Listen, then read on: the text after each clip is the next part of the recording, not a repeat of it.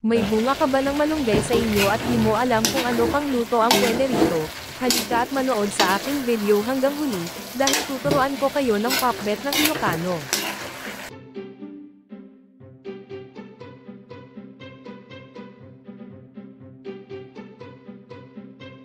Sa paggigisa, kailangan lang natin ng bawang, sibuyas at luya at isang kutsa lang ito sa mantika.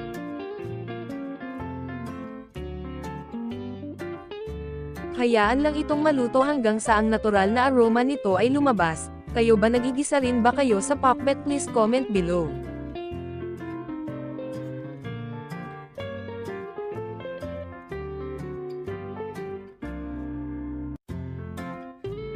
Nilagay ko na rin pala dito ang kamatis, then hinayaan ko lang itong maluto hanggang magsagi ito. Then sinunod ko na rin yung pork. This is optional lang, if di nyo prefer ang pork okay lang naman.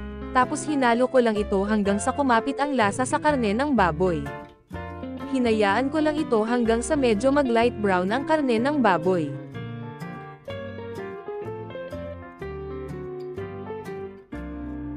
Binuhos ko na rin ang kalahating cup ng bagoong isda, bali sinala ko ito upang di may sama ang mga dilis rito. Tapos sinunod ko na rin ang bunga ng malunggay rito.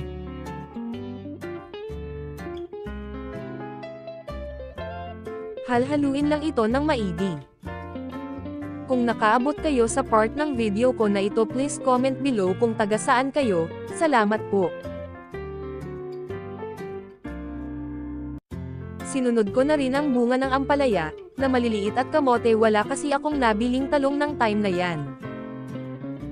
Kung nagustuhan nyo ang aking recipe for today's video, please comment below.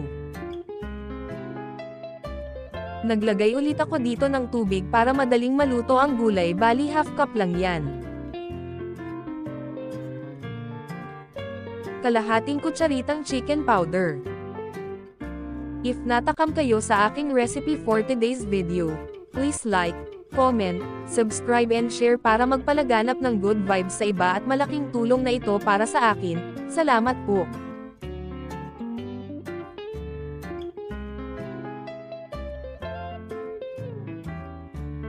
Thank you for watching. Please like, share, subscribe, and click the notification bell for more updates to my YouTube channel. Thanks!